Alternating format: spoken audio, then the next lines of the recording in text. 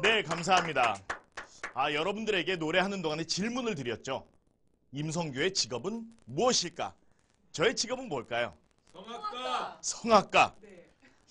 성악 또 다른 거. 교수님? 교수님. 네, 좋습니다. 성악가 교수님. 때로는 저보고 노래쟁이라고 하는 사람도 있고요. 소리쟁이라는 사람도 있고요. 가수라고 하는 분들도 있습니다. 그러면 노래하는 사람이 가장 싫어하는 칭찬은 무엇일까요? 혹시 알고 계세요? 노래 잘한다. 노래 잘한다. 그 칭찬이 기분 나쁠까요? 가장 기분 나쁜 칭찬은요, 목소리 좋다. 왜냐면 목소리를 들었다는 거잖아요. 감정이 없다. 그 안에 예술이 없다. 혼이 없다라는 뜻으로도 설명이 될 수 있습니다. 물론 목소리가 좋다라고 하는 게 그런 의미에서 이야기는 하진 않았겠지만, 그래도 듣는 사람 입장에서는 음악 좋았어요. 너무너무 감정이 좋았어요. 라고 하는 이야기를 듣는 거를 좋아합니다. 그러면 저의 직업은 성악가 또는 음악가 그리고 또는 예술가라고 이야기할 수 있습니다. 그러면 오늘 여러분들과 함께 음악, 예술, 아트 그것들이 어떻게 우리 삶에 적용이 되고 어떻게 예술을 통해서 우리가 성공이라는 것을 이뤄낼 수 있을지 이야기를 나눠보도록 하겠습니다. 그래서 예술가를 꿈꿔라. 여러분들은 예술가가 될 수 있습니까? 예술이 뭘까요? 예술. 창조적인 것. 창조적인 것. 아름다운 것. 때로는 예술을 하면은 남들은 할 수 없는 것, 나와는 좀 동떨어져 있는 거라고 얘기를 해요. 그럼 예술이라고 하는 말의 뜻부터 한번 알아보겠습니다. 예술은 예자는 무슨 예자일까요? 제주 예자예요. 제주 예자예요. 다 예술하면 그냥 예술은 예술일 것이다 해서 예술만 하는데 아니요. 제주 예자예요. 그럼 술자는 어떤 술자를 쓰고 있을까요? 술자 역시 제주 술자입니다. 예술이라고 하는 것은 개인이 가지고 있는 재주를 이야기하는 거예요. 그러면 여러분들 개인이 하나하나씩 예술을 가지고 계신가요? 예술 있으세요? 재주 있으세요? 어떤 분들은 요리 잘하는 재주가 있겠죠. 어떤 분들은 운전을 잘하시는 재주가 있을 거고 어떤 분들은 사람을 잘 고치는 재주를 가지고 있을 거예요. 그럼 이런 재주를 갖고 있는 사람을 가지고 우리는 이야기합니다. 나무를 잘 깎으면 목수, 만약에 요리를 잘하면 요리사, 그리고 음악을 잘 연주를 하게 되면 음악가라는 이야기를 합니다. 이들은 처음에 자기가 가지고 있는 재주가 무엇인지를 알고 이것을 시작을 했겠죠. 그러면 예술가는 무엇일까요? 예술가는 굉장히 까다로운 사람입니다. 그리고 예술가는 끈기가 있는 사람입니다. 또 예술가는 완벽한 사람입니다. 그럼 까다롭다는 말은 무엇이겠습니까? 까다롭다. 까다롭다는 말은요. 깐깐하다.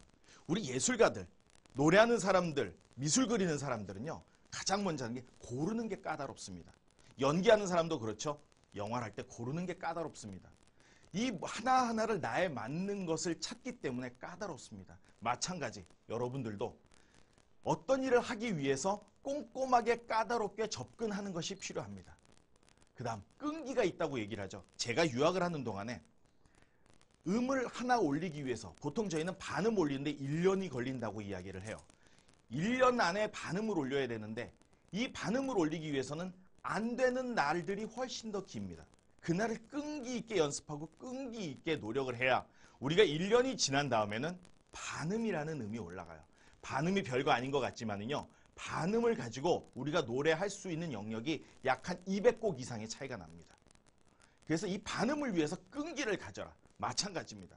여러분들도 매일매일 하는 일들에 끈기를 가져야 됩니다. 우리가 습관이 될 때까지 끈기를 가져야만이 모든 것을 이룰 수 있다는 거죠. 그 다음에 완벽해야 됩니다. 장인이라는 이야기죠.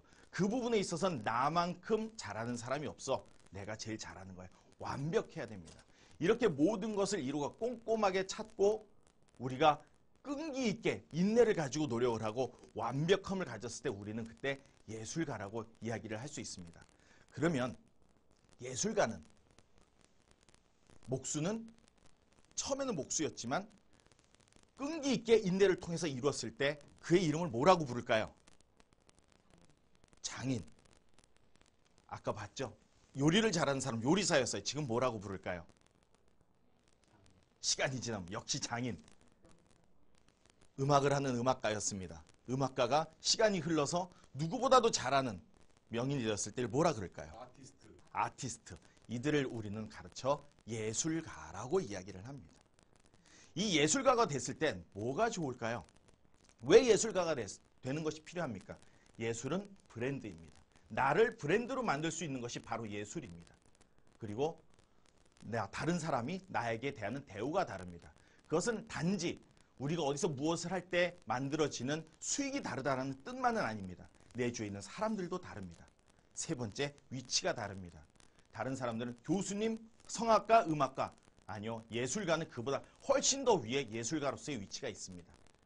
예술가는 대신에 만들어집니다. 내가 노력해야 됩니다. 1, 10, 100, 1000만이라는 법칙에 의해서 만들어지는데요. 하루에 한 번 이상 선행하기, 하루에 10번 이상 칭찬하기, 하루에 100자 이상 손글씨 쓰기, 하루에 1000자 이상 읽기, 하루에 10,000번 이상 걷기. 나를 만들어가는 것이 가장 먼저 아티스트가 되는 최고의 첫걸음입니다.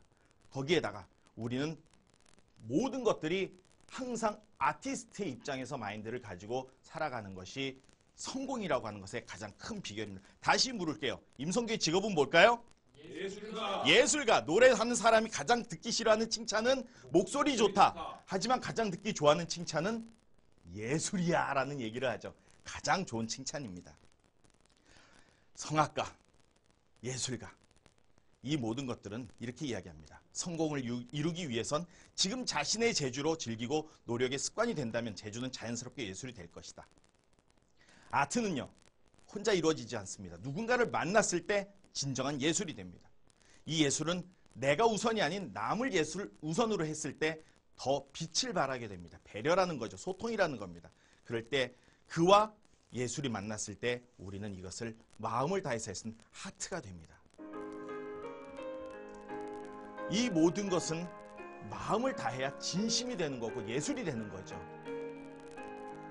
살아가는 이유, 꿈을 꾸는 이유, 모두 가너라는 걸.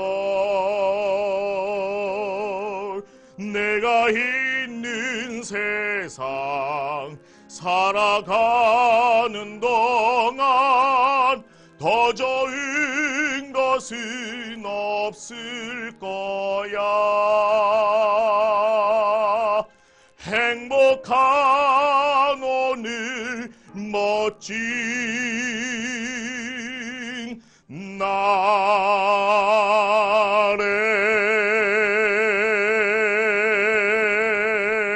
날에. 네, 지금까지 성공을 만드는 아티스트 임성규였습니다. 감사합니다.